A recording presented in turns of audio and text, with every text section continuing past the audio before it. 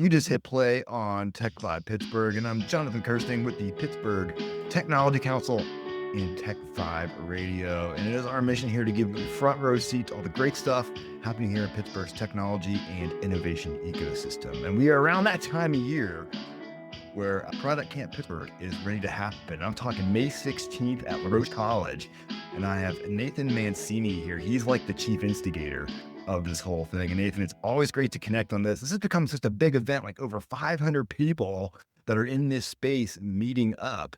And this year, dare I say, is going to be extra special because we have someone joining us today, Dan Olsen. If you're in the product world at all, you know this guy. He's the author of the Lean Product Playbook, which has been around for almost 11 years now. Dan, what the hell? And it's been guiding so many people over the years. So guys, so much fun to have you all here to talk about the show, to talk about the upcoming event, but then also to pick Dan's brain about all things product development, because that's what we like doing.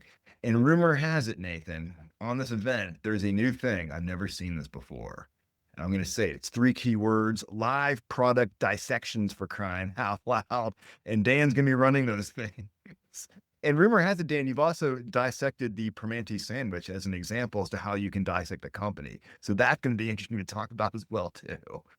Yeah, we're really excited, Jonathan. Thanks for having us on today. And to take a step back, this is our 7th product camp in Pittsburgh. Yeah. And our goal with product camp is always to, keep to what the event's about, the unconference, so the people set the agenda by submitting sessions they want to see and voting on them when they get there, but also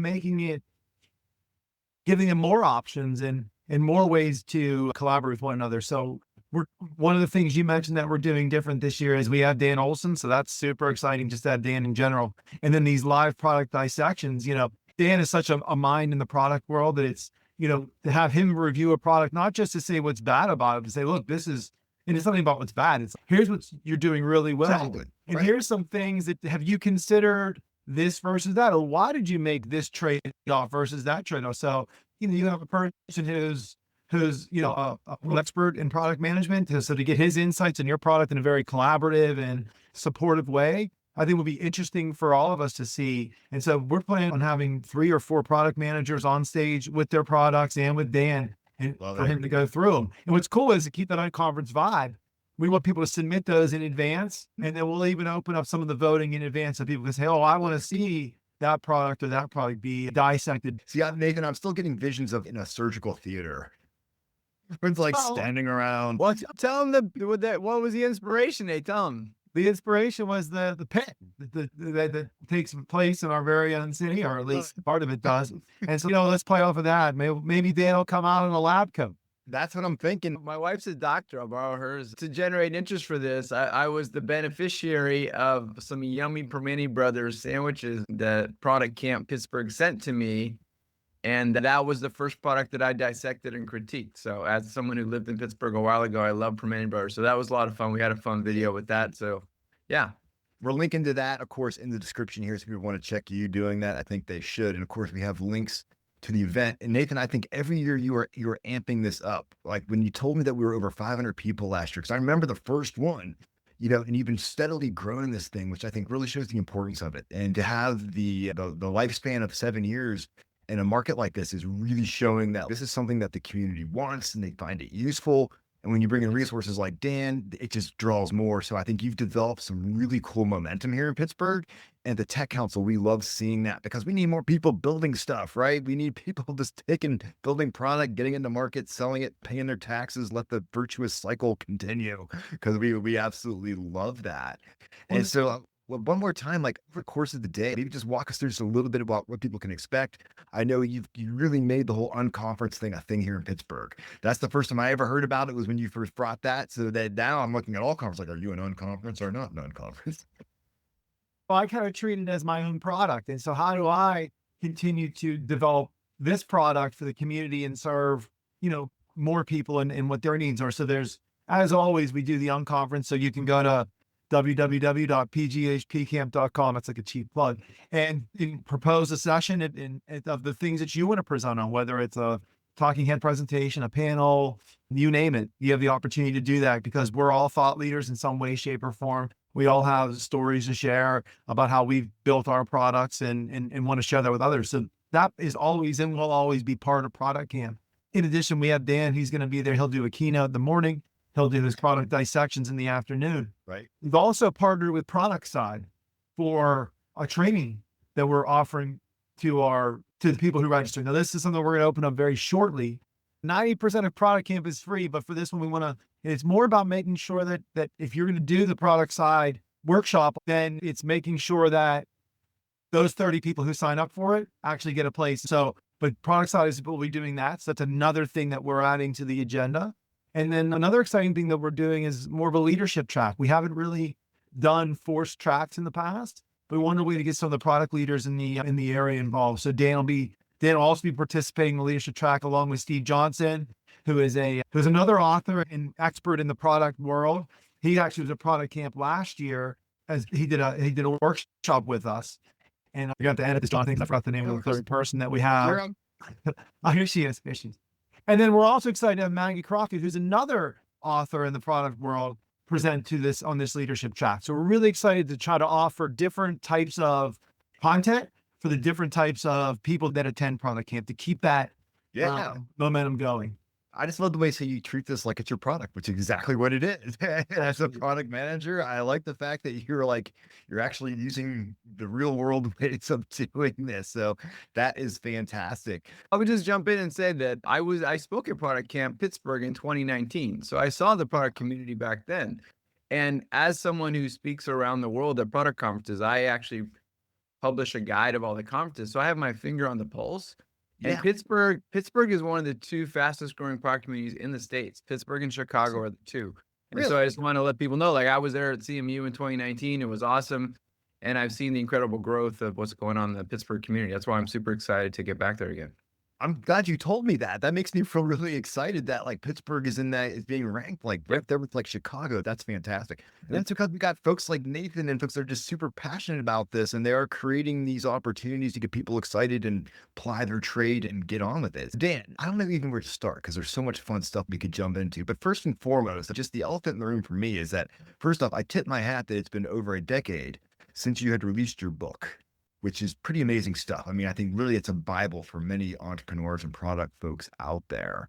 So what does it feel like to have this thing out for 10 years now? And I'm curious, I mean, what has changed over the past 10 years, which is much, but so much of it is still relevant today because you really bring these table stakes that you just have to have no matter what you're doing. But of course, there's new technologies like vibe coding and so forth that have really changed things up. Yeah. So in a couple of weeks, it'll be 11 years since the book was launched. So it's nice to see that I still get emails and messages from people that are just now discovering it. It's a little crazy. And I think it's, the timing of my book coincided with also product management exploding about 7-8 years ago. The world kind of realized how important product management was.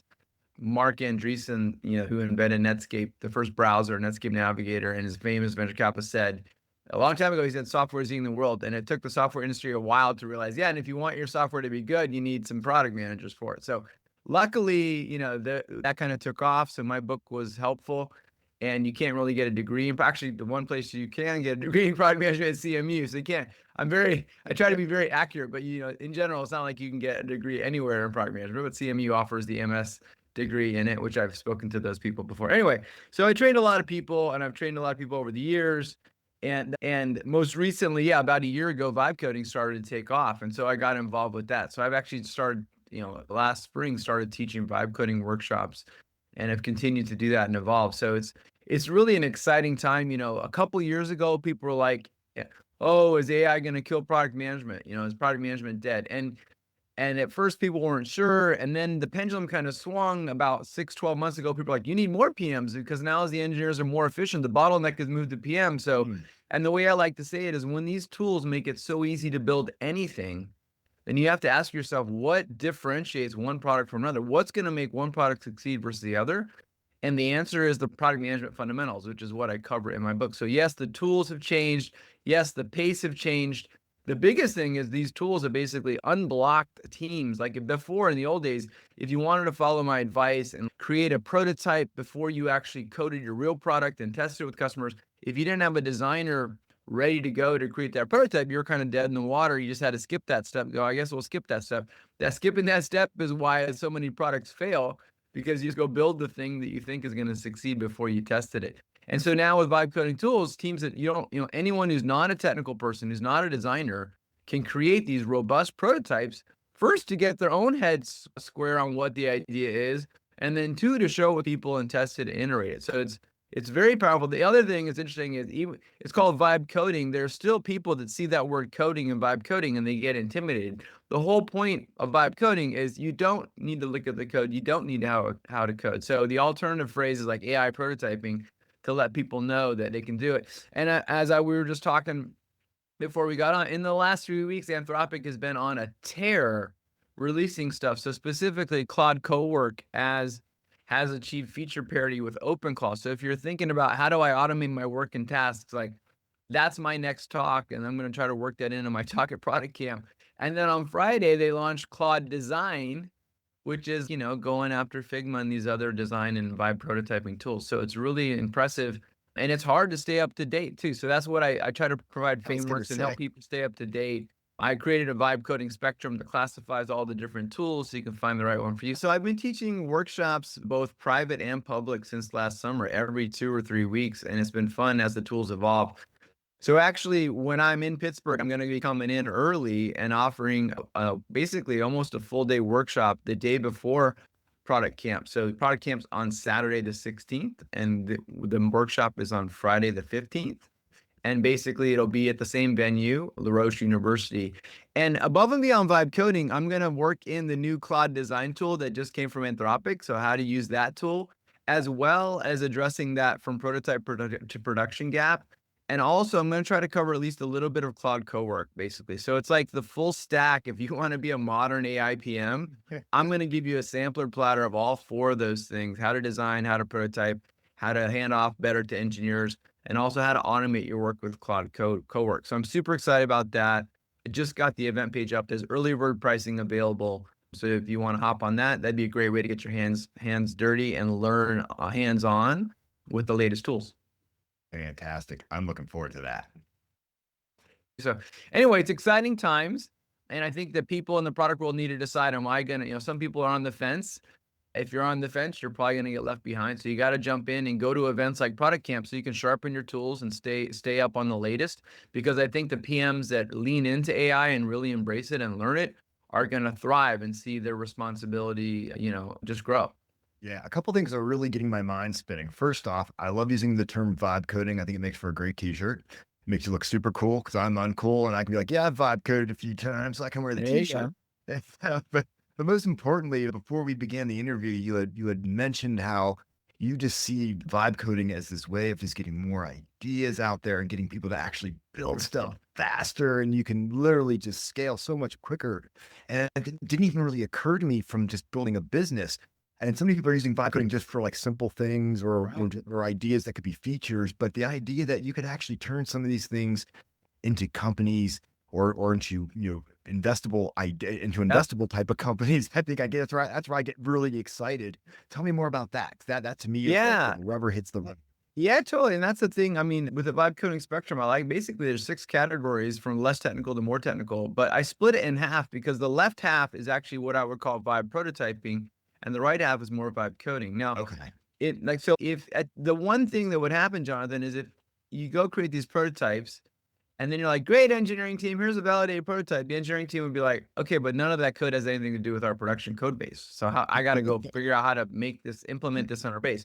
So that is the prototype to production challenge. Okay. And I saw it last spring and I knew it. But in the last month, companies are just now providing robust solutions for that. So that basically even non-technical people, what you're starting with is your existing code as a way, again, without having to know about the code, you can start with your existing design system and components.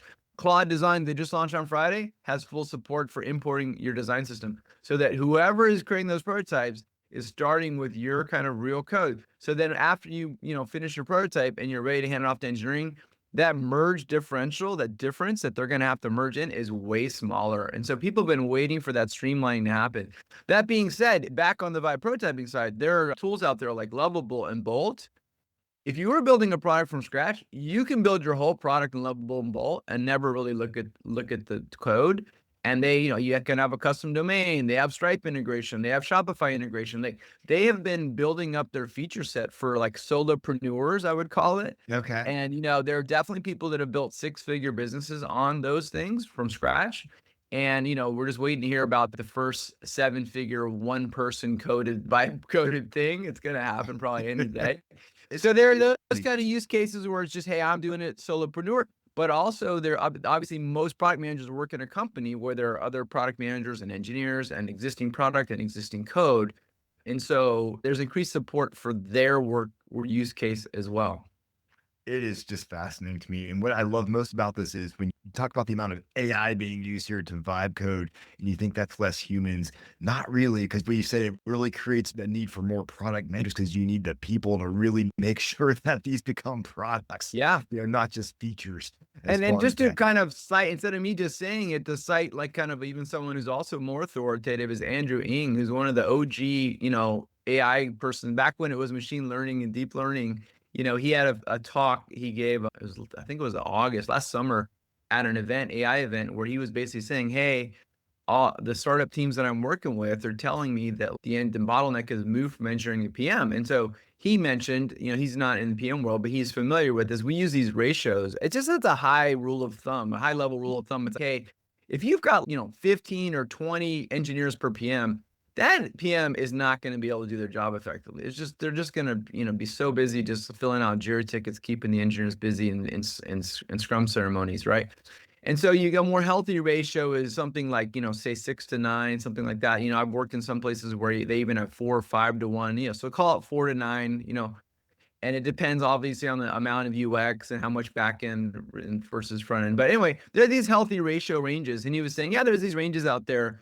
And he's saying that now I'm seeing my teams go more to 3 to 1 or 2 to 1. And then he closed his comment by saying, in fact, there was one new CEO startup that came to me and said they wanted to flip the ratio and have 2 PMs for every 1 engineer. And he kind of said immediately, I don't know if that's right or not, but somebody at least went there, right? So he actually has his event coming up next week here in San Francisco. I'll be going to it to see what the latest is. But yeah, definitely people are feeling that bottleneck is moving to product management, and that it's moving to product management, but you got to be ready to embrace these new tools and ways of working. And that's why, again, going to conferences is a great way to learn that. That's why I'm so excited that Nathan's putting on Product Camp for us, because this keeps all these trends. It keeps folks like you who are on the front lines, bring them here to Pittsburgh to bring some of this insight and help us build better products and better companies right here in Pittsburgh. So I'm super stoked. Once again, I want everyone to check out Product Camp, and I'm putting a link, of course, Dan, to your book. I think everyone should give it a reread, or if they haven't read it for the first time, I think it might open their eyes and be like, wow, this might be 10 years old, but it's a classic. It is a classic, and I hope to see everybody at Product Camp. And I would just add the one thing I got to do, which I was excited, is some people read hardcover, some people read Kindle, some people listen to audiobooks. Audiobook has been my saving grace. Kindle, since I had kids. Before that, I used to read hardcovers. And I just want to let people know that if there's an Audible version, but there's 2. There's one from 10 years ago that I didn't narrate because they never gave me the chance to narrate it. And then about a year and a half ago, they gave me a chance to narrate it. So I would highly recommend, when you go in there, it might pop up the other one first because it's been around longer and it has more reviews. But if you look at the narrated by, if you get the one from me, I guarantee it'll be better. And 2, what I did is I didn't have a chance to rewrite the book, but when I narrated the Audible, I took out all the old tools and I updated the names of the tools. So I made a few edits here and there in the Audible version. So anyway, I just want to mention that for people. That's a good pointer. I'm going to make sure people find the most recent with narrated by the one, the only Dan Olsen. And I can't thank Nathan Mancine enough for helping me put all this together so we could promote what is happening with Pittsburgh's Product Camp. It's going to be fantastic. Once again, links are there. Go register. And more importantly, if you want to be dissected, Dan's bringing a scrub. Maybe we pitch it as free advice. If you want free product advice, all the better. Remember, get what you pay for. Yeah. I can digress, guys. You are the best. So much fun hanging out with you, talking all things product management. This has been Jonathan Kersting with the Pittsburgh Technology Council and TechVibe Radio. I look forward to seeing you on the next one.